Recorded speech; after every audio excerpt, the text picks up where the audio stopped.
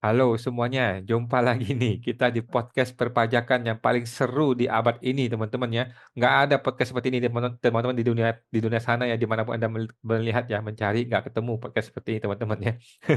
Hari ini eh, kembali saya mengundang teman-teman Ketua Umum IWPI Bapak Rinto Setiawan. Nah, halo Pak Rinto, apa kabar? Masih semangat nih Pak? Ya. Selalu semangat Mas Awa. Luar biasa Pak Rinto bersama kita ya teman-teman. Dan kita juga sudah mengundang ya seorang ahli hukum perpajakan yang sangat sibuk teman-teman ya. Waktu beliau sangat sibuk, tapi menyediakan waktu buat kita semua ya. Kita langsung bersama Dr. Alessandro Rey. Halo Pak Rey, apa kabar Pak? Baik, Pak Wan, Pak Rinto, terima kasih Ya, sudah diundang kembali. Oke, luar biasa ya. Terima kasih Pak Rinto, Pak Rey sudah bersama kita ya. Eh, Hari ini kita akan membahas satu topik yang lagi-lagi ngeri-ngeri sedap nih teman-teman ya, yaitu seputar kontradiksi hakim pengadilan pajak. Ini adalah sebuah dilema betul teman-teman ya. Jadi buat teman-teman yang sering beracara di pengadilan pajak mungkin sudah tahu ya bahwa ketika kita beracara di pengadilan pajak itu kadang-kadang kita bertemu dengan oknum hakim. Oknum hakim yang sudah mungkin sudah tua atau mungkin dia orang bukan bidang hukum di mana membuat berbagai macam error gitu ya, kesalahan. Nah, ketika kita bertemu oknum hakim kan insting pertama kita adalah mau kita tempeleng ini orang, tapi nggak boleh ya teman-teman ya, nggak boleh teman-teman ya, nggak boleh kita main hakim sendiri. Tetapi kita harus membuat laporan atau pengaduan resmi mengenai pelanggaran KEPPH ya kepada KY atau bawasnya Mahkamah Agung gitu. Ini adalah kode etik dan perilaku pedoman perilaku hakim. Nah, selama ini kita taunya kan hakim-hakim ini termasuk hakim pengadilan pajak itu ada di bawah KY, Komisi Yudisial, atau di bawah MA. Kalau kita mau laporin mereka ke kode etik. Nah, tapi masalahnya adalah ada kontradiksi nih, teman-teman ya. Yang pertama, mereka ini diduga tidak bisa disentuh oleh KY ataupun MA. Loh, kok bisa begitu? Karena nanti kalau KY atau MA mau menyentuh mereka atau mau mensidangin mereka, mereka bilang, kami ini digaji oleh Kementerian Keuangan, bos. Kami nggak digaji oleh MA. Sorry ya. Jadi Anda tidak bisa mensidangi atau mengawasi kami, gitu loh. Nah, jadi kayak gigit jari. Kemudian di sisi lain, kalau kita laporin dia ke Kemenkeu, itu ke Wise Kemenkeu atau ke Itjen Kemenkeu atau ke Prime Kemenkeu gitu ya. Mereka itu eh, ketika mau diproses kode etiknya oleh Kemenkeu, mereka bilang, si oknum hakim nih ya, akan bilang, ini diduga ya teman-teman ya, loh, kami kan hakim, kami ini yudikatif, kami nggak bisa diawasi oleh eksekutif gitu ya. Enak bener loh eksekutif mau mengawasi ya, kami gitu. Kami ini bebas, mandiri, dan merdeka dari kekuasaan eksekutif katanya. ya, Sehingga para oknum hakim error ini menjadi tidak bisa diawasi ataupun tidak bisa dijatuhi hukum etik oleh siapapun gitu teman-teman ya. Jadi mereka ini di satu sisi dia bilang dia adalah bagian dari petun pengadilan tata usaha negara, tetapi ketika dia mau diawasi dengan tata cara hakim-hakim pada umumnya dia tidak mau gitu. Di satu sisi dia mengatakan dia dikasih gaji oleh Kementerian Keuangan, tetapi kalau ketika dia mau dihukum oleh Kementerian Keuangan, nggak bisa. Kami ini hakim, kami bebas ya, merdeka dari eksekutif gitu. Jadi akibatnya mereka ini menjadi bebas untuk bersidang dengan sewenang-wenang. Suka-suka dia membuat aturan yang aneh-aneh gitu ya, yang kadang-kadang nggak terstandarisasi. Masing-masing majelis bisa punya kebijakan yang aneh-aneh, yang kadang-kadang kita nggak habis pikir dia bisa punya pemikiran seperti itu ya. Nah, mungkin ini langsung ke Pak Rinto nih. Pak Rinto kan sebagai wajib pajak, sebagai mungkin sudah ya. banyak pengalaman dengan IWPI. Boleh dong Pak ceritain kira-kira perilaku-perilaku hakim itu apa aja sih yang error-error, Pak? Oke, oke, terima kasih Mas Awan. Jadi pengalaman saya ini terhadap perilaku hakim yang tidak menyenangkan ini dua kali Mas Awan. Yang pertama di ini Mas Majelis 3A Mas yang diketuai oleh Junedi Eko Widodo. Nah, saat di dalam persidangan itu kami menemukan bahwa tergugat yaitu dari pihak DJP itu berteman Mas dengan hakim tersebut Mas Awan. Nah, itu Hmm. kita laporkan Mas ke KY itu Mas Awan. Kita laporkan ke KY. Nah, terus kita disuruh melampirkan bukti-buktinya dan sebagainya. Udah kita masukkan semua Mas Awan. Nah, di ujung cerita ada surat balasan lagi dari KY Mas bahwa ternyata bukti-bukti yang kita kasih itu belum lengkap itu Mas Awan. Padahal itu semua sudah kita kasih Mas Awan, termasuk bukti pertemuannya di Facebook dan lain-lain, semua sudah kita kasih. Mas Awan, termasuk rekaman di dalam persidangan, apa yang dilanggar itu sudah ada semua. Lah kalau buktinya belum lengkap kan tugasnya KAY seharusnya Mas. Masa tugasnya wajib pajak yang melapor harus menyediakan bukti lah. Kalau gitu kan Hmm. kita wajib pajaknya kan sakti Mas, kalau bisa menyediakan cari alat bukti Mas. Ya kita kan Hmm. kita melakukan dugaan. Harapan kami sebagai pelapor kan dari KAY mempunyai kewenangan untuk memeriksa itu. Nah, Hmm. ternyata di dalam suratnya itu menyatakan bahwa bukti yang kita serahkan itu belum lengkap. Seperti itu Mas Awan. Itu kasus yang pertama. Kalau kasus yang kedua itu saat sidang ini Mas ini Mas perkara bea cukai Mas Awan. Nah, itu ada hakim namanya ini Ibu Hafsah Febrianti Mas Awan. Itu membuat aturan yang aneh Mas Awan. Itu membuat aturan yang aneh. Nah, itu salah satunya adalah aturan itu katanya yang boleh bersidang hanya satu akun Mas di dalam ini link Zoom-nya itu Mas Awan. Nah, jadi kalau mau banyak orang ya harus dalam satu ruangan itu Mas Awan. Terus saya debat di situ, saya tanya mana dasar aturannya, mana kesepakatannya dengan pihak-pihak yang sudah pernah bersidang di majelis tersebut tidak bisa memberikan jawaban Mas Awan. Akhirnya kalau yang kasus ini Mas, kami bersuratnya itu adalah minta pergantian hakim kepada Ketua Pengadilan Pajak dan kami tembuskan ke KY Mas Awan. Jadi belum kami laporkan secara resmi. Nah, tapi ternyata sebelum kami lapor resmi sudah diganti Mas Awan. Seperti itu Mas Awan. Jadi ada 2 kali kami bersidang yang mengalami perilaku hakim yang tidak mengenakan Mas Awan, yang sepertinya melanggar KEPPH Mas, Kode Etik dan Pedoman Perilaku Hakim. Nah, cuman mau melapornya itu memang effortnya kita sebagai wajib pajak itu sangat luar biasa berat Mas Awan. Mau lapornya kemana itu Mas? Kalau bawa SMA nanti kan di sana baru perkara PK-nya Mas. Itu Mas Awan. Ini kan masih perkara di pengadilan pajak gitu loh Mas. Seperti itu Mas Oke, Awan, pengalaman saya Mas Awan. luar biasa ya Pak Rinto. Luar biasa penderitaannya bertemu dengan oknum hakim. Jadi yang pertama ada Hakim Junaidi yang dia diduga mengadili teman-teman dia sendiri sesuatu hal yang tidak mungkin ya. Dia sudah puluhan tahun ada di wilayah KPP itu, di Kanwil Ya, itu, berteman dengan mereka, setiap hari ngopi dengan mereka, mungkin keluarganya juga bakal berteman, bahkan mungkin sudah ada terjadi perkawinan antara keluarga mereka gitu ya, seperti Jokowi dan dan MK gitu ya. Nah, akhirnya kita tidak bisa berharap bahwa dia akan bisa memberikan keadilan yang adil ketika dia mau mengadili teman-teman dia gitu kan. betul betul Mas Awan. Dan ini putusannya juga Mas Awan, ini kan kami dikalahkan Mas. Kasus kami yang Hmm. gugatan itu kami dikalahkan atas 15 perkara. Itu Hmm. banyak posita dan petitum kami tidak dipertimbangkan Mas. Beserta alat-alat Hmm. bukti itu tidak dipertimbangkan dalam putusan itu Mas Awan. Hmm. Itu akan kami masukkan juga Mas ke kayu juga laporannya. Cuman kan melihat yang kemarin itu kami pesimis itu Mas Awan. Seperti itu Mas Awan. Oke. Jadi memang segitu susahnya teman-teman ya mengadili teman sendiri. Bayangkan saya aja dengan Pak Rinto dengan Pak Rey aja kalau saya disuruh menyidangi mereka ya saya tidak mau gitu ya. Padahal kita bukan bukan teman baik-baik amat, kita nggak punya hutang budi loh ya. Ya, Bandingkan dengan mereka-mereka yang sudah puluhan tahun berkeluarga berteman di situ mungkin sudah punya hutang budi dan sebagainya. ya, Mana ya, mungkin mereka mau ngadili teman dia sendiri ya. ya. Terus mengenai Hafsah Febrianti ini oknum hakim yang luar biasa aneh, luar biasa.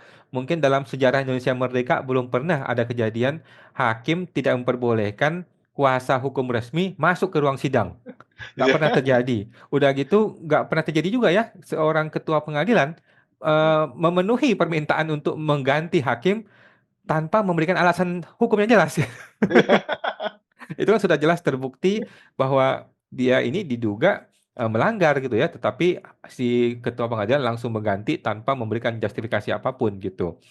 Nah, sekarang langsung nih kita minta pendapat dari ahli hukum langsung, Pak Rey nih. Bagaimana Pak Rey sebagai seorang ahli hukum yang tiap hari kuliah hukum, kok bisa Pak negara ini seperti ini Pak, bisa porak-poranda seperti ini Pak? Coba bagaimana Pak Rey menanggapinya? Baik, terima kasih Pak Awan, Pak Rinto, Ya. undangannya. Ini luar biasa ya, apa yang disampaikan tadi oleh Pak Awan dan Pak Rinto ini disebut dengan dinamika hukum. Ya, jadi kalau pertanyaan hukum pasti ada dinamikanya, makanya Oke. ditanyakan. Kalau nggak ada Oke. dinamikanya tidak mungkin ditanyakan. Oke, Ya, oke.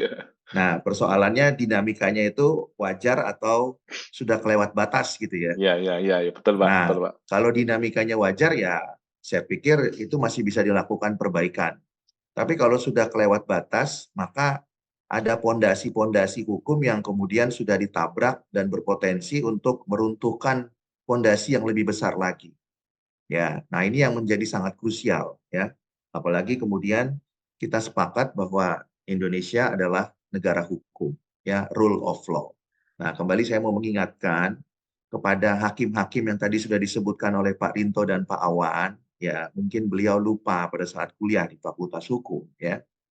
Jadi ketika mau beracara harus ingat ya, yang namanya negara hukum, rule of law itu harus memenuhi 3 unsur.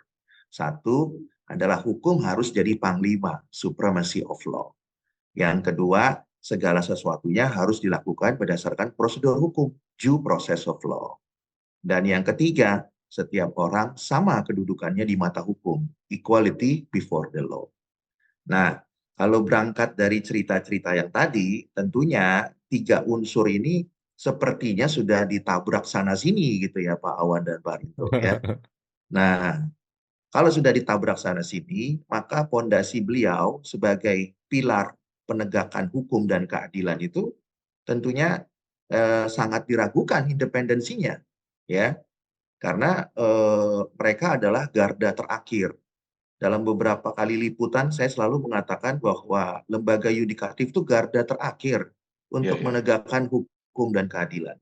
Kalau garda terakhirnya jebol, Pak Awan, maka ya tentunya saya usulkan supaya negara ini diubah konstitusinya. Iya, iya. Misalnya negara Iya, Indonesia, misalnya adalah negara pajak, iya, gitu ya, heeh. Iya, kepabeanan dan cukai. Jangan lagi iya. menggunakan pasal 1 Ayat 3. ayat 3 ya, konstitusi amandemen ketiga. Jadi kurang pas gitu ya. Iya, iya. Nah, oleh karenanya harapannya adalah IWPI dan seluruh pemangku kepentingan termasuk setiap warga negara itu harus menjaga supaya lembaga yudikatif itu tidak jebol. Bagaimana cara menjaganya? Setidak-tidaknya mengingatkan, mengawasi, dan kemudian turut serta menyampaikan hal-hal yang berkaitan dengan penegakan hukum serta keadilan. Jadi kita harus turut serta, Pak, karena memang itu garda terakhir. Iya, iya. Ya, kalau tidak turut serta akan susah sekali. Apa yang disampaikan tadi Pak Rinto sama Pak Awan tadi sebenarnya bukan hanya cuma 2 hakim saja, Pak, yang punya dinamika roller coaster, Pak.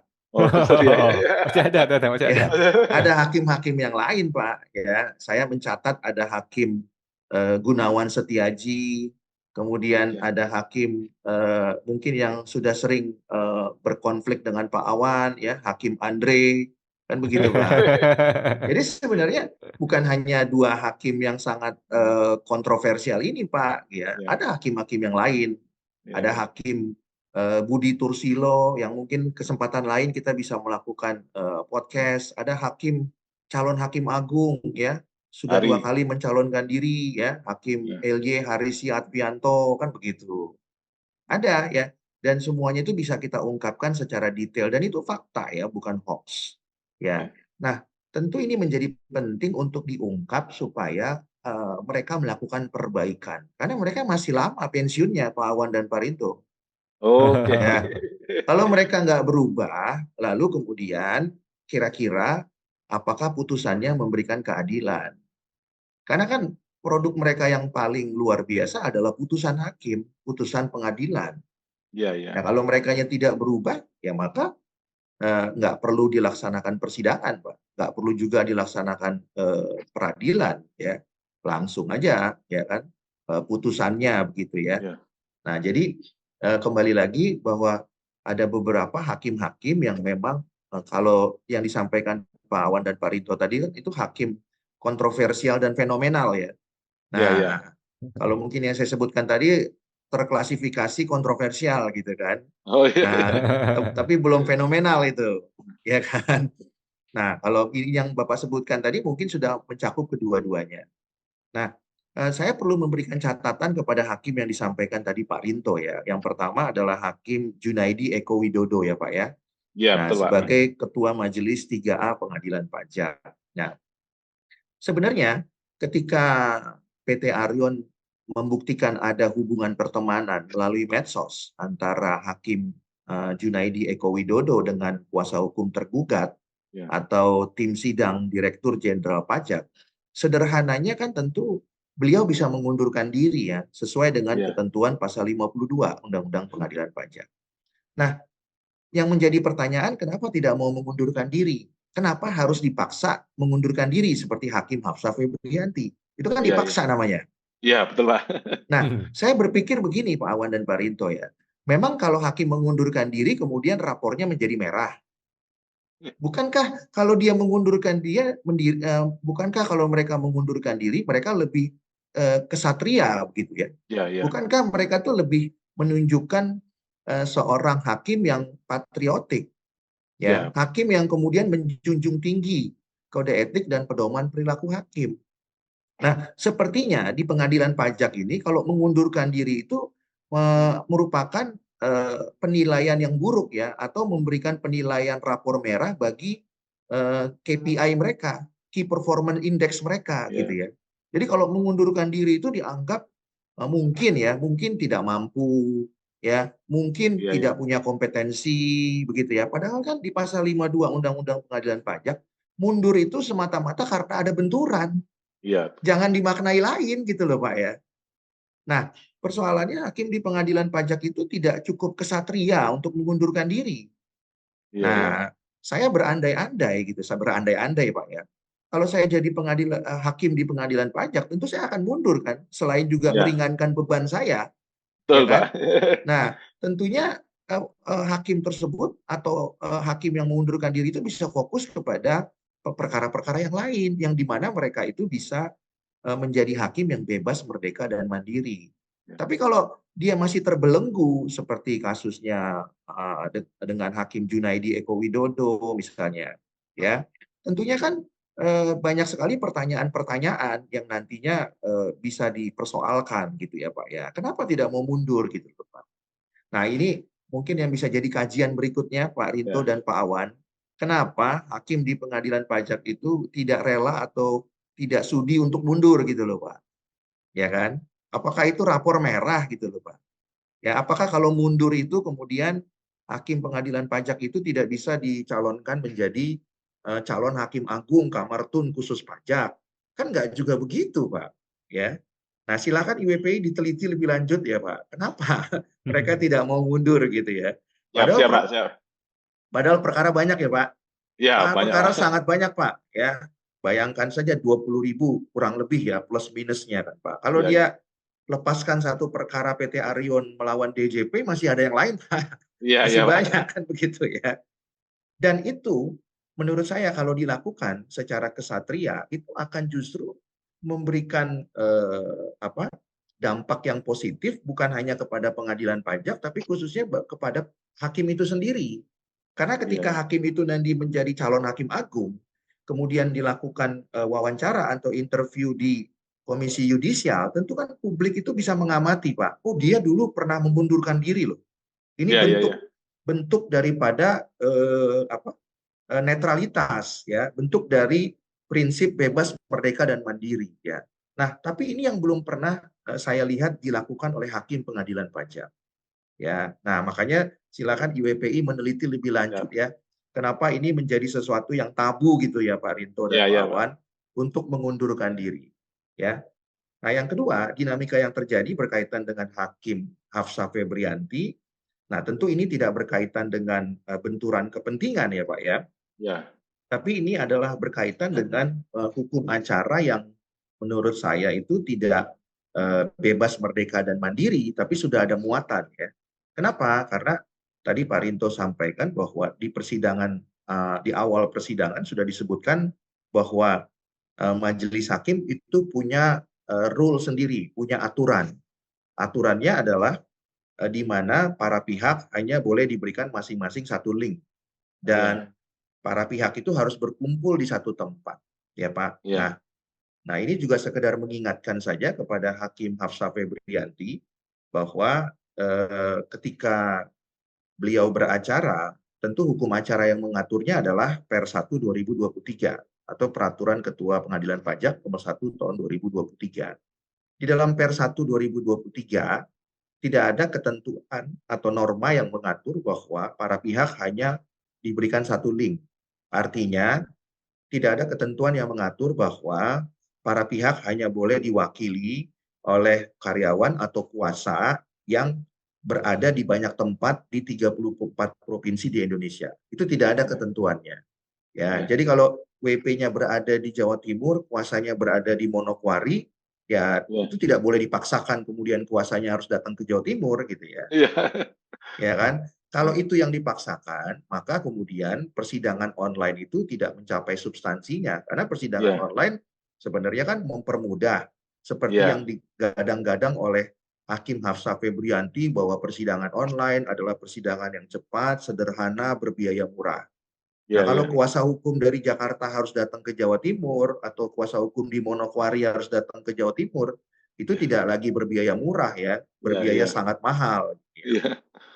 Jadi apa yang disampaikan oleh Hakim Hafsah Febrianti ini menurut saya pernyataan-pernyataan yang asal bunyi atau asbun gitu ya, Iya. dan tidak mencerminkan beliau itu sebagai pemegang gelar sarjana hukum gitu ya. Itu sangat disayangkan Iya. ya.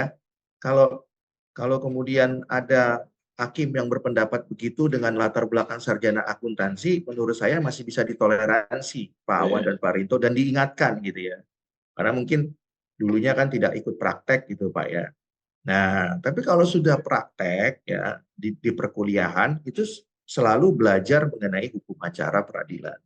Nah, oleh karena itu yang terjadi dalam kasusnya PT Arion ya, perkara kepabeanan yang diperiksa oleh Hakim Hafsah Febrianti dan kawan-kawan ini menurut saya justru melanggar esensi Per 1 2023 ya, tentang administrasi persidangan elektronik dan tata cara beracara secara elektronik ya. Sehingga dengan demikian ini mendegradasi atau kemudian mencederai rasa keadilan di dalam peradilan. Dan menurut saya ini sudah terjadi kejebolan ya Pak Rinto dan Pak Awan. Ini sudah Betul. lembaga yudikatifnya sudah jebol gitu ya. Coba. Iya, Betul, kalau Pak. ada model hakim yang seperti ini berarti sudah jebol pengadilan pajak Ya, ya, ya. ya. Untuk mencari keadilan aja susah sekali begitu ya. Ya, ya, ya. Nah, jadi menurut saya ya tentu hakim-hakim yang seperti ini harus dievaluasi ya. Dan kalau Pak Rinto dan Pak Awan pernah baca nggak visi misinya pengadilan pajak? Ya, di Ya. sana disebutkan adalah pengadilan bertaraf internasional. Wah, ini luar biasa. Loh, masa model kayak begini internasional? Ya kan? Ada hakim yang modelnya seperti ini kok bertaraf internasional, ya. Iya, iya. Nah, apalagi beliau ini tidak suka kalau pihaknya banyak, Pak. Jadi misalnya kuasanya dari Jakarta, Manokwari, dari Kalimantan, bergabung semua. Artinya dia tidak suka banyak orang melihat persidangannya. Iya, Makanya iya. saya katakan sebenarnya Hakim Hafsah Febrianti ini kan sebenarnya tidak ingin beracara secara terbuka. Ya. Ya, itu sebabnya dia batasi Pak, satu pihak satu akun, kan begitu Pak. Ya, betul, Nah, Pak. itu kan tujuannya Pak. Ya. Ya, nah sementara persidangan ini kan dibuka dan terbuka untuk umum. Nah, lagi-lagi kalau hakim sudah membatasi prinsip ya persidangan dibuka dan terbuka untuk umum, maka ada persoalan dengan hakim itu. Satu, persoalan independensi. Yang kedua, persoalan kompetensi. Ya. Nah, apakah kemudian hakim tersebut itu tidak independen karena ingin memenangkan misalnya DJBC begitu ya, di mana DJBC itu adalah kantor di mana beliau itu sebagai alumni, kan begitu. Apakah itu yang menjadi tujuan utamanya sehingga persidangan itu tidak ingin dinyatakan dibuka dan terbuka untuk umum ya. Kedua, masalah kompetensi. Apakah dia tidak ingin ada orang yang mengatakan kok ada ya hakim model begini? Dia lulusan dari mana ya? Dia pasti tidak ingin ada orang yang mengatakan begitu ya. Kalau di bahasa kampus ya kan, dia tidak ingin ada yang mengatakan hakim ini sangat minim intelektualitas, ya, minim intelektualitas ya. Kalau orang awam menyebutnya ini sudah extremely stupid and dumb gitu, ya. Itu kalau orang awam menyebutnya. Kok ada yang model begini? Bukankah hakim itu bersidang itu untuk mencari fakta? Dari fakta itulah kemudian hakim membuat pertimbangan hukum dan amar. Jadi beban hakim ketika memeriksa perkara itu tidak ada. Nah, kalau dalam kasusnya PT Arion Indonesia melawan DJBC, ini baru sidang pertama bebannya udah berat, Pak Rito Ya, dan ya. Pak Awan. Ini baru sidang pertama loh, Pak. Berat sekali bebannya saya lihat gitu ya. Ya, ya, Jadi ya. nggak plong gitu loh, Pak Rito dan Pak Awan. Nggak apa ya, nggak lepas ya. Itu kan perkara sederhana, dia tinggal Ya, kasih linknya saja, para pihak ya, bergabung selesai gitu loh, Pak. ya, ya, ya. Ya, kalau kemudian dia mengatakan begini, Pak, oh silakan pihak-pihak lain bergabung melalui live streaming. Nah, Ya, mungkin beliau tidak paham juga live streaming itu hanya komunikasi satu arah. Ya, artinya para pihak yang beracara tidak mungkin masuk melalui live streaming. Karena untuk ya, bisa beracara dua arah tidak bisa dengan cara live streaming, harus masuk melalui Zoom supaya bisa ya, berkomunikasi, Pak. betul. Ya. Nah, artinya dia tidak paham atau pura-pura tidak paham. Itu beda tipis lah ya. Tapi Ya, ya, faktanya itu dia mengatakan kalau para pihak ingin hadir silakan masuk melalui live streaming. Tapi yang dipersoalkan bukan penonton atau publik, tapi pihak yang hendak beracara. Jadi tidak bisa dimasukkan ke dalam live streaming YouTube, tapi harus masuk melalui Zoom karena mereka harus beracara, Pak. Beracara itu artinya apa? Berkomunikasi dua arah, kan begitu. Nah, jadi menurut saya rasa tidak ada hakim seperti ini yang kemudian beracara di pengadilan manapun, Pak Awan dan Pak Rinto ya. Ya, saya pikir tidak pernah ketemu gitu ya. Hakim seperti ini di peradilan umum, peradilan agama, peradilan tun, atau peradilan militer. Ya, baru adanya di peradilan pajak gitu ya. Dan ya, yang Pak. lebih mencederai lagi, beliau itu lulus SH. Nah, itu lagi Pak yang mencederai. Nanti kan ada mahasiswa yang mengatakan, loh, hakim itu lulus dari mana ya? Nah, itu pertanyaan lagi, Pak. Yang saya nggak bisa jawab gitu loh, Pak. Ya, Ya kan? Nah, itu ya, IWPI harus menelusuri profilnya, kan begitu ya. Apalagi beliau tuh ya. lulus katanya LLM, ya, Lex Legibus Master. Ya, jadi Oh, itu S2-nya dari luar negeri, Pak, itu. Ya kan? oke. Kok punya kompetensi seperti itu? Kan begitu loh ya. Aneh bagi Ya, bagi ya, saya dan bagi para mahasiswa juga aneh kalau menurut saya. ya, ya, ya, Harusnya kan dia beracara itu sebagai panutan, Pak. Sebagai ya. panutan hakim itu harus bebas, netral, dan mandiri. Betul. Ya. Nah, itu berkaitan dengan dinamika di pengadilan pajak, Pak ya. Nanti lain waktu kita bicara mengenai dinamika Pak Gunawan Setiaji dan juga Pak Harisi Siap. Advianto dan juga Pak Ya, Budi Tursilo. terus. Ya. Nah, pertanyaan Pak Awan tadi menarik nih. Ya, ketika mereka itu tanda petik diduga beracara secara serampangan, ya mereka itu kan bertindak seperti tanda petik bunglon gitu ya, Pak Awan dan Pak Bulan. Rinto. Bulan.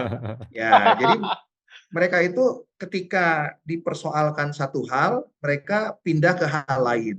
Ya, betul, Ketika Pak. dipersoalkan hal lain, mereka pindah lagi ke hal yang lebih lain lagi.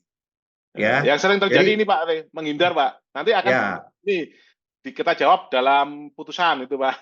betul. Nah, berdasarkan pengalaman yang pernah saya alami juga, ketika hakim mengatakan begitu, sebenarnya hakim itu tidak punya kompetensi, Pak. Kita sudah tahu dia itu bingung. Kalau dia jawab nanti takut salah, kalau misalnya nggak dijawab, ya kan tidak memberikan kepastian. Karena dia nggak menguasai, Pak. Ya.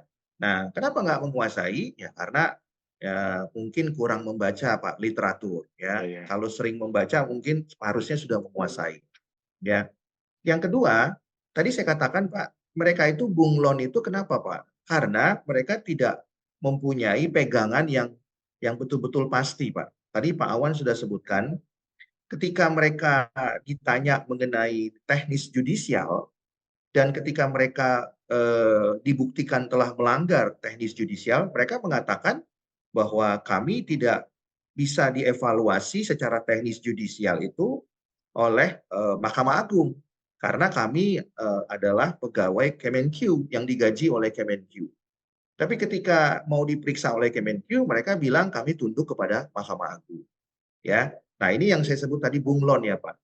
Memang betul di pasal 5 itu diatur bahwa pembinaan teknis peradilan itu dilakukan oleh Mahkamah Agung. Ya, dan di ayat 2-nya organisasi administrasi dan keuangan itu dilakukan oleh Kemenq. Namun kita jangan lupa Pak Rinto dan Pak Awan, di ayat 3 pasal 5 disebutkan, ya. Jadi pembinaan itu sebagaimana dimaksud pada ayat 1 dan ayat 2 itu tidak boleh mengurangi kebebasan hakim dalam memeriksa dan memutus sengketa pajak. Ya, jadi jelas di situ, meskipun mereka itu di bawah 2 kepala, tapi itu tidak boleh mengurangi independensi mereka. Persoalannya, mereka itu pada saat bersidang itu sudah terlihat terbebani, maka kemudian tidak menjadi netral. Memang betul, ya kan, mereka punya 2 kepala. Tapi dengan 2 kepala itu harusnya tidak boleh mengurangi kebebasan hakim. Nah, ini yang belum mereka bisa lakukan, Pak. Kenapa? Karena ya itu tadi mindset mereka, ya, kalau mau diperiksa Mahkamah Agung, mereka bilang mereka digaji oleh Kemenq. Kalau mau diperiksa oleh Kemenq, ya kan, bos kami adalah Mahkamah Agung karena yang mengerti mengenai teknis peradilan hanya Mahkamah Agung. Kemenq tidak mengerti mengenai teknis peradilan, ya. Nah, ini Wah, menurut saya ini adalah hal yang ambigu dan tidak seharusnya dilakukan, ya. Kalau hakim menjawab seperti itu, menurut saya beliau nggak pantas jadi hakim, ya. Kenapa? Karena tidak mungkin mereka itu ketika bertindak sebagai bunglon tanda petik mereka itu dapat menerapkan hukum dan keadilan. Itu tidak mungkin, ya, ya. Ya, dan meskipun di pasal 5 ayat 1 dan ayat 2 itu mereka itu punya 2 kepala, tapi di ayat 3 itu ada syaratnya, Pak. Tidak boleh kemudian mengurangi kebebasan hakim. Nah, jadi meskipun ada batasan di ayat 1 dan ayat 2, mereka harus tunduk pada ayat 3. Nah, lagi pula setelah ada ayat 3 sudah ada putusan Mahkamah Konstitusi yang mengatakan bahwa sampai dengan nantinya di tanggal 31 Desember 2026 mereka mempunyai 2 kepala, tapi 1 Januari 2027 mereka sudah punya 1 kepala. Nah, menurut saya tentu ini perlu dipraktekkan, Pak. Bagaimana mereka nantinya bisa mempraktekkan 1 kepala kalau dari sekarang tidak dimulai. Oke, betul, Pak. Ya, kalau dari Harus sekarang latihan, Pak, aja, ya. Harus latihan betul, dulu, Pak, ya. harus Sambil harus menunggu, latihan. sambil menunggu pelaksanaan Iya. beneran putusan MK Nah, tadi, Pak, ya. Nah, kalau yang Bapak ceritakan tadi, misalnya Hakim Junaidi Eko Widodo, kemudian Hakim Hafsah Febrianti itu tidak bisa mempraktekkan untuk kedepannya, Pak, di mana mereka tunduk pada 1 kepala. Nah, tentu kita juga meragukan kemampuan atau kompetensi mereka untuk betul-betul mempraktekannya full di 1 Januari 2027, Pak. Karena nggak dimulai dari sekarang. Kalau begitu dimulainya kapan? Tentu ini kan dimulainya pada saat persidangan, Pak. Persidangan demi persidangan itu merupakan latihan bagi mereka, ya. Nah, jadi kalau tidak dimulai dari sekarang, tentunya menjadi satu hal yang mungkin tidak akan terjadi, ya. Tidak mungkin itu menjadi satu realitas, gitu ya, Pak. Nah, itu yang berkaitan dengan pembinaan terhadap hakim di pengadilan pajak, ya. Jadi menurut saya meskipun sudah ada pembatasannya, tapi jelas ada pasal 5 ayat 3. Tapi kalau pasal 5 ayat 3-nya tidak bisa dilakukan, sebenarnya bukan alasan karena pasal 5 ayat 1 atau ayat 2, tapi memang karena alasannya hakim itu tidak mau berubah saja. Ya, karena memang tidak mau menerapkan hukum dan keadilan, ya. Dan kembali lagi, saya sebenarnya mengusulkan kepada IWPI dan pemangku kepentingan supaya yang mengawasi hakim itu bukan saja Komisi Yudisial dan juga Mahkamah Agung, tapi juga masyarakat bisa mengawasi. Ya tentunya melaporkannya kepada Komisi Yudisial atau Mahkamah Agung. Tapi harusnya ada kanal-kanal lain yang bisa diberikan kepada masyarakat agar pengaduan-pengaduan itu bisa diterima lebih cepat, lebih efektif dan bisa ditangani, gitu ya. Sehingga tidak berlarut-larut, gitu ya. Dan menurut saya apa yang dilakukan oleh pengadilan pajak itu untuk persidangan secara terbuka melalui live streaming juga itu masih belum memenuhi rasa keadilan, ya, karena yang saya perhatikan hanya wajib pajak tertentu saja yang kemudian dilakukan live streaming, gitu ya, dan tidak dilakukan kepada seluruh wajib pajak. Nah, ini kan artinya ada bentuk-bentuk diskriminatif gitu yang dilakukan oleh pengadilan pajak. Apakah kemudian pengadilan pajak sudah mendapatkan beban dari Kemenq untuk memantau wajib pajak tertentu? Ya. Nah, bukankah pengadilan pajak itu harusnya netral, bebas, merdeka dan mandiri, memeriksa 20.000 perkara kurang lebih. tidak memeriksa satu perkara saja. Misalnya perkara PT Arion Indonesia melawan DJP gitu ya. Ya. Atau PT Arion Indonesia melawan DJBC gitu ya. Ya. Kan ada 20.000 perkara yang lain, Pak, yang Ya. harus diperiksa. Ya. Nah, Kenapa ada yang spesial, Pak ya? nah, ya kan tadi Pak Rinto katakan kenapa ada yang spesial ya, ada WP tertentu yang kemudian dibuatkan live streaming, ada WP yang lain tidak dibuatkan live streaming ya. Ya. Apakah pengadilan pajak ini pengadilan pesanan? Ya, ini kemudian yang harus diteliti oleh IWPI gitu ya. Karena lagi-lagi kalau ini adalah pengadilan pesanan, maka sudah jebollah lembaga yudikatif ya, khususnya lembaga peradilan pajak ya. Maka yang menjadi pertanyaan, kemana 70 juta wajib pajak ini mencari keadilan? Ya. Nah, kalau tidak ada keadilan, ya tentunya para pelaku usaha lebih bagus berusaha di negara lain yang bisa memberikan keadilan. Betul, Pak. Kan begitu Setuju, sangat ya. setuju, Pak.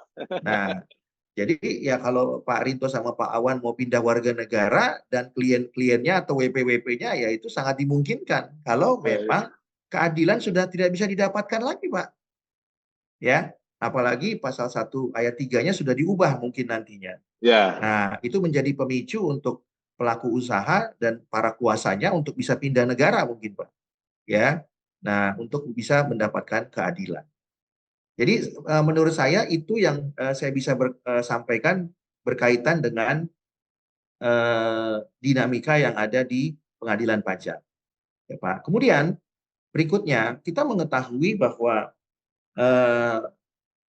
undang-undang pengadilan pajak itu adalah hukum acara, Pak. Jadi itu adalah hukum formil, ya. Nah, kita mengetahui bahwa pengadilan pajak itu tidak pernah diubah dari tahun 2002 sampai dengan sekarang.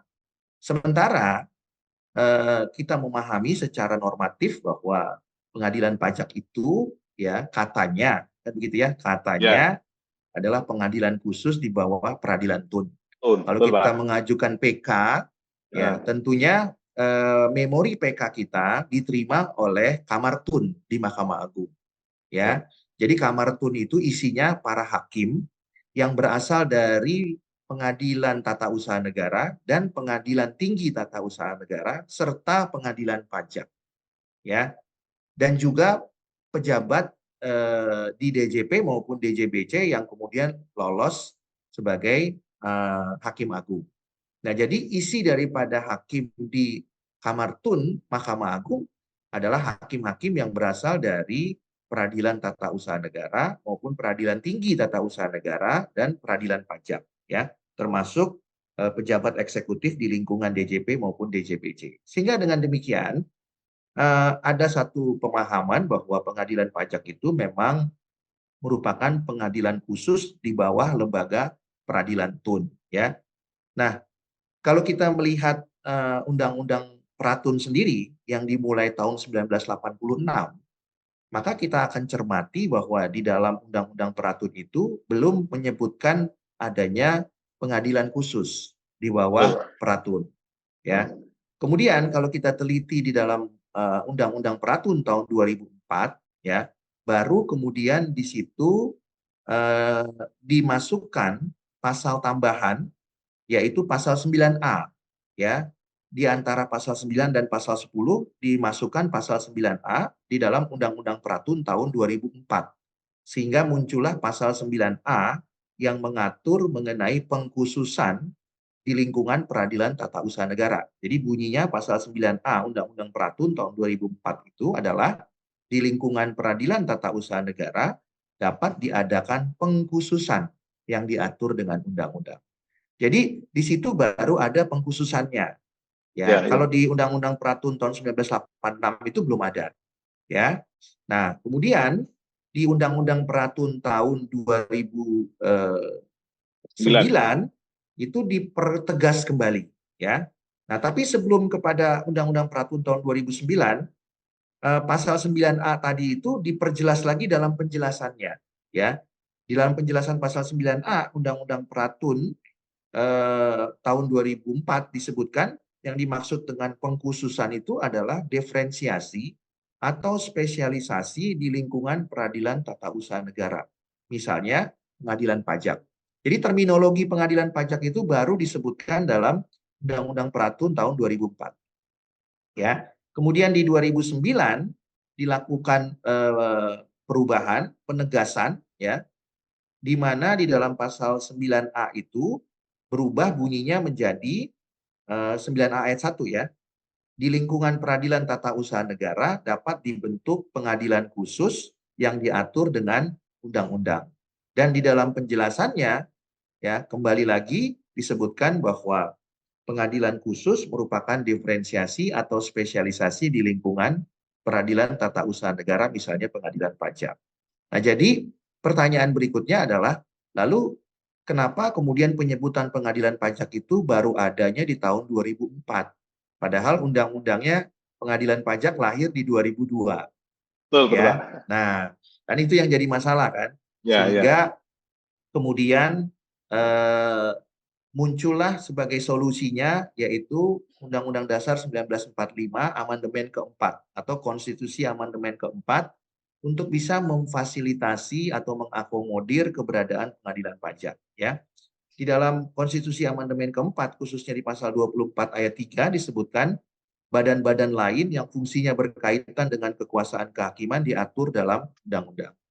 Jadi memang kita harus mengakui kalau kita bicaranya historis atau penafsiran historis, tentu Undang-Undang Peratun itu tidak sempurna.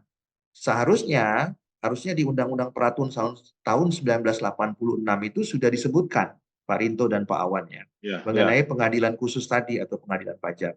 Tapi kemudian baru disebutkan di tahun 2004 dan 2009.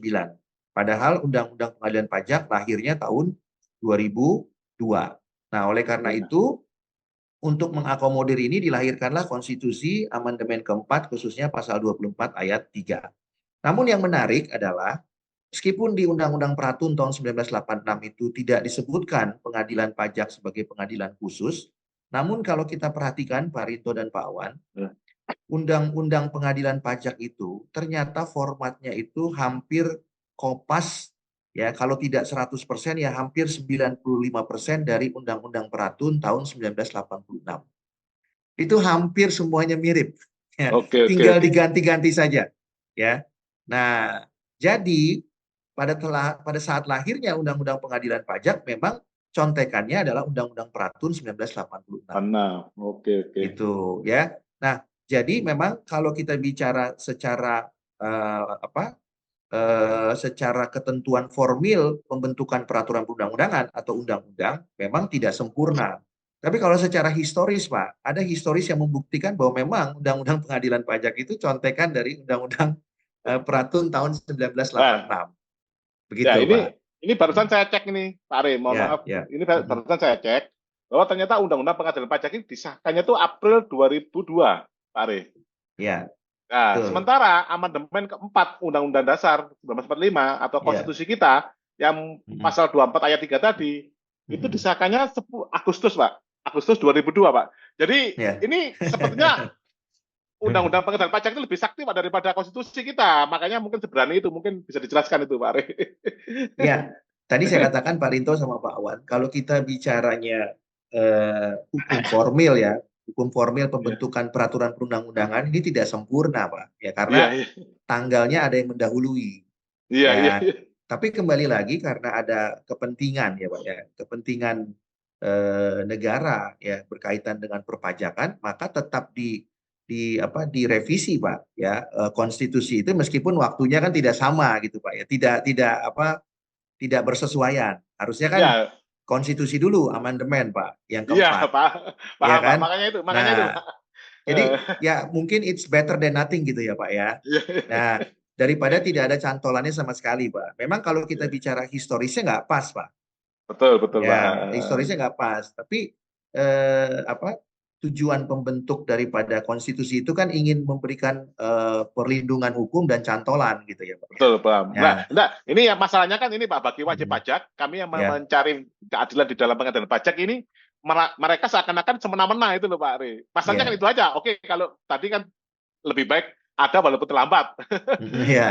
Daripada tidak ada kan itu Pak. Masalahnya kan sekarang ini kenapa mereka kok begitu sewenang-wenang gitu Pak Ari. Itu aja masalahnya kita Pak Ari.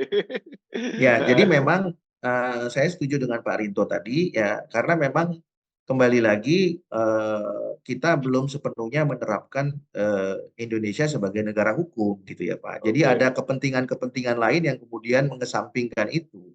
Ya, Kalau ya. kita bicara negara hukum kan harusnya tidak bisa seperti itu gitu ya Pak ya. Betul, betul. Ya kita akui bahwa kalau secara historis waktunya tidak pas kan gitu Pak. Ya, tadi Heeh. sudah disebutkan. Tapi kan kemudian ini sudah diakomodir ya. Ketika diakomodir, pertanyaan berikutnya kenapa nggak bisa diterapkan, Pak? Nah, ini kan yang menjadi persoalan. Oke lah, kita Ya, punya betul, persoalan betul. waktu, Pak. Ya, Nah, kita punya persoalan waktu. Tapi kan kemudian ketika sudah diundangkan, tentunya kan ini harus berlaku bagi setiap orang, ya, ya, berlaku bagi setiap pejabat dan lembaga. Nah, tapi kan persoalannya ini yang menjadi sulit, Pak. Jadi kalau memang masalah waktu yang dipersoalkan, ya saya rasa eh, esensinya bukan lagi itu, Pak. Tapi esensinya mau nggak kemudian mengakui dan menerapkannya, Pak. oke. Ya, Apa gini Pak Ari, kalau analoginya mungkin Pak Ari Mas Awan bisa ini Pak. Kalau analogi saya Pak ya, ini di dalam kehidupan sosial, ini anak yang lahir tanpa ibu bapak ini lebih susah diatur tuh Pak. Jadi kan anaknya lahir duluan, baru dicarikan orang tua gitu Pak Ari. iya, iya, ini iya, ini analogi dalam kehidupan sosial aja itu loh Pak. iya, iya, Jadi iya, ya oke, secara ini kan bisa bukan cantolannya itu Pak Ari di iya, dalam iya, konstitusi. Cuman kan iya. masalahnya ini sudah telanjur ini Pak. Sepertinya Ya, kebal hukum itu loh Pak. ya. Eh, Cuman anak yang nggak bisa diatur itu kan tujuannya memberikan kontribusi gitu, Pak ya. iya betul Pak. Kan begitu Pak Awan ya. Ini Eh, anak yang nggak bisa diatur ini kan memberikan kontribusi kan bagi bagi orang, bagi siapa? ya. Bagi siapa kan itu Pak ya? Nah, tentu kan bagi pihak tertentu Pak, kan Ya begitu Pak. betul betul Pak betul Pak. Ya. Nah, dan si anak ini kan sangat luar biasa sepak terjangnya gitu loh Pak. Ya betul Pak. Ya. Nah, mungkin mungkin kalau saya mau guyon gitu Pak ya, Ya mungkin ya. mungkin anak ini pasti sionya naga gitu Pak. Nah, ya kan sepak terjangnya luar biasa Pak, begitu. Dan ditakuti oleh 11 CEO yang lain mungkin begitu loh Iya Pak. betul Pak betul Pak. Ya, ini kan guyon ya Pak ya. Iya iya Nah, iya jadi nggak seperti CEO-CEO yang lain yang so-so-so gitu Pak, yang iya. biasa-biasa aja, gitu kan. Nah, sehingga apapun yang dilakukan itu kan menjadi apa ya Pak, menjadi dianggap luar biasa kan gitu. Iya iya iya Ya, iya iya. tapi kembali lagi, saya harus katakan, ya meskipun ada persoalan mengenai jangka waktu, tapi menurut saya esensinya harusnya kan nawacitanya adalah untuk menerapkan apa yang sudah diundangkan itu dalam praktek keseharian. Betul, betul. Ya, itu Ya kan mungkin nanti nawacitanya. ya, mungkin nanti P5I juga sama IWBI juga ini akan kita teliti, Pak. Apakah sesuai Hmm, dengan kaidah pembuatan peraturan perundang-undangan, Pak Re? Mengingat pembentukan peraturan ya, perundang-undangan kan harus ada dari Pancasila dulu, sumber dari segala sumber ya, hukum, baru nanti dari Undang-Undang Dasar 45. Nah, ini kan berarti kan kalau ini kan Pak, kami sama Mas Awan, saya sama Mas Awan yang belajar teori hukum, itu kan nggak berlaku, Pak Re. Akhirnya gimana? ya, Itu maksudnya karena sekarang saya lagi sekolah hukum gitu, Pak Re. Jadi ya, kan ya, cantolannya itu kan gimana, Pak Re? Masa ini dulu lahir, ya, kalau kita ngomong hierarki peraturan perundang-undangan, itu nanti ke depan lah, Pak Ri. ya, Terima kasih. ya. Itu menarik Pak Rinto dan Pak Wan ya Eh, untuk bisa dikaji lebih lanjut. Tapi eh, ada dua poin yang saya mau tekankan. Yang pertama, kalau masalah masalah formil pembentukan atau pengundangan peraturan perundang-undangan itu satu hal yang tadi kita sudah teliti, Pak. ya, Tapi ya. poin yang kedua yang lebih menariknya ketika itu tidak dipersoalkan, kenapa tidak bisa diterapkan? Ya, ya, betul, betul. Ya kan? Ini kan tanda petik belum dipersoalkan, Pak. Artinya kan tidak Ya, ada yang ya. mempersoalkan itu. Harusnya kan setiap orang kemudian termasuk juga wajib pajak maupun DJP juga harus tunduk ya, Pak, melaksanakannya kan begitu. Ya, ya, Ya. ya, ya. Nah, kemudian pertanyaannya kenapa sulit, Pak, untuk melaksanakannya? Ya, dalam praktek perpajakan, kepabeanan dan cukai itu kan, Pak, menjadi sangat sulit sekali untuk melaksanakan itu, ya. Ya, ya, ya, ya, ya. Apalagi kalau Pak Rinto nanya kepada Fiskus mengenai hukum pajak maupun perpajakan. Ya, kan? Tentu kan mereka tidak akan memberikan jawaban yang memuaskan kepada Pak Awan Ya, dan Pak Rinto gitu ya. ya, ya, ya. Jawabannya pokoknya SKP-nya segini gitu loh Pak. Ya, ya, ya. Ya, you like whether you like it or not, ya udah silakan aja tempuh upaya yang Heeh. memungkinkan ya, upaya administratif, upaya hukum silahkan saja lah kan begitu. Pokoknya SKP-nya segini dari mereka kan begitu Pak. Iya, iya, iya, iya, iya. Ya, nah Siap. tentunya ini yang nggak boleh Pak, nggak boleh dipaksakan. Ya artinya kalaupun mereka mau menerapkan hukum pajak atau hukum perpajakan ya tentu kembali lagi ya kiblatnya adalah hukum itu sendiri ya terlepas daripada masa lalu kita punya persoalan masalah waktu tadi ya Pak ya tapi kan kemudian itu harus ditaati dan dipenuhi oleh para pihak termasuk DJP ya kemudian yang menarik lagi Pak yang perlu saya sampaikan adalah eh, tidak ada alasan bagi Fiskus Pak untuk mencari target penerimaan pajak, kepabeanan dan cukai, tapi mengesampingkan hukum. Iya, iya. Ya, ini dua hal yang harus berjalan secara simultan, Pak. Ya, bahkan panglimanya harus hukum, kan begitu ya. Jadi kalau Dirjen Pajak atau Dirjen Bea dan Cukai, termasuk Menteri Keuangan, tidak memahami hukum, hanya memahami target saja. Nah, tentu kan target ini kemudian menjadi bias, Pak. Ya, karena apa? Karena mereka menganggap apapun menjadi halal, ya meskipun Ya, melanggar hukum demi tercapainya target penerimaan negara dari pajak. ya, Ya, ya, ya. Berarti seperti sama saja misalnya, dengan ini Pak ya, sama dengan ini Pak ya. Mencuri itu halal, yang penting untuk sumbang ini tempat nah ibadah. itu mirip dengan Robin Hood berarti Pak Awan dan Oh, Pak Robin Rinto. Hood. Iya, Kan iya. begitu ya. Nah, Iya, iya, tapi iya. saya tidak menjustifikasi hal seperti itu dan saya tidak mengatakan bahwa itu benar gitu ya. Iya, iya. Justru yang idealnya kan cara yang benar tujuannya benar, Pak. Betul, Bukan betul Pak. cara yang salah tujuannya benar. Nah, itu Betul. nggak ideal, Pak. Di Ya, semua agama diajarkannya seperti itu Pak. ya. Dan saya yakin, Pak, fakta yang terungkap ya pada saat mungkin PT Arion Indonesia atau WP-WP yang lain bersidang di pengadilan pajak, ini juga akan menjadi satu persoalan atau menjadi bukti yang nyata, merupakan fakta yang terungkap di persidangan bahwa Ya, mereka hanya tunduk kepada peraturan perundang-undangan di bidang perpajakan atau hukum positif di bidang perpajakan. Berarti hukum yang lain kan boleh ditabrak, Pak. ya, ya, ya. Ya, termasuk PMK itu boleh ditabrak meskipun amanat undang-undang. Kenapa? Karena tidak ada sanksinya. Nah, Ya, ini ya. luar biasa, Pak. Ya, Ya. ya. Dan ketika ini ditanyakan di publik, pasti mereka tidak akan mau menjawab, ya, apalagi di kampus, Pak. Ya, mereka hanya mengatakan itu di persidangan. Tapi masalahnya persidangannya itu menjadi sangat sulit dibuka dan terbuka untuk umum. Ya, ya, ya. Ya, ini lagi yang menjadi persoalan. Jadi seharusnya tidaklah demikian gitu ya. Seharusnya apa yang disampaikan oleh DJP atau DJBC itu tidak boleh melanggar hukum ya. Karena apa? Karena tidak semua hukum itu diatur dalam hukum perpajakan. Ada yang tidak diatur, maka harus merujuk kepada hukum lain. Itu yang disebut dengan sistem norma Ya, ya. Tapi kalau hanya kacamata kuda hukum perpajakan, tapi tidak diatur, lalu kemudian mereka mengisi sendiri kekosongan hukum itu sesuai dengan kewenangan mereka. Nah, ini menjadi apa gagal paham hukum namanya ya dan ini menjadi apa namanya ya, sesat ya. berpikir gitu ya dan menurut saya ini pekerjaan daripada IWPI juga ya untuk memantau mana-mana dasar hukum yang tidak diatur dalam hukum positif di bidang perpajakan atau kekosongan hukum mana yang ada itu yang kemudian diisi oleh mereka secara sewenang-wenang. Oke. Nah, ini menjadi penting, Pak. Ya, karena banyak sekali kekosongan hukum, Pak, yang Ya, kemudian tidak ada lalu ditafsirkan sendiri oleh mereka. Padahal mereka itu selalu di pengadilan pajak itu menggunakan pasal 78, Pak. ya, Ya, Undang-Undang Pengadilan Pajak. ya, Ya, hanya tunduk pada Undang-Undang Perpajakan. Tapi kalau Undang-Undang Perpajakan yang nggak ada gimana, Pak? ya. Nah, apakah diisi sendiri, lalu ditabrak sendiri, dilanggar sendiri? Nah, ini kan yang menjadi menarik, Pak, untuk diteliti lebih lanjut. Ya, Ya, siap Pak. sederhananya, Pak Rinto dan Pak Awan, tidak ada peraturan yang dibuat untuk dilanggar. Ya, Ya, kalau peraturan dibuat untuk dilanggar, ya itu mungkin bukan maksud dari pembuat peraturan atau undang-undang itu sendiri ya. Jadi itu yang mungkin gagal paham atau sesat pikir yang harus diluruskan. Ya, itulah esensinya negara hukum, Pak. Karena hukum dibuat untuk warga negaranya, untuk keamanan, kenyamanan, dan ketertiban.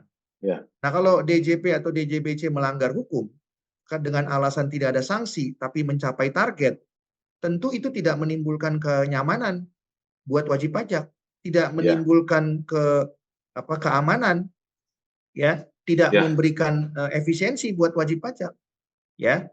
Nah, oleh karena itu sangatlah benar yang disampaikan oleh Adam Smith, ya, bahwa pajak itu harus memberikan kenyamanan, ya, dan efisiensi.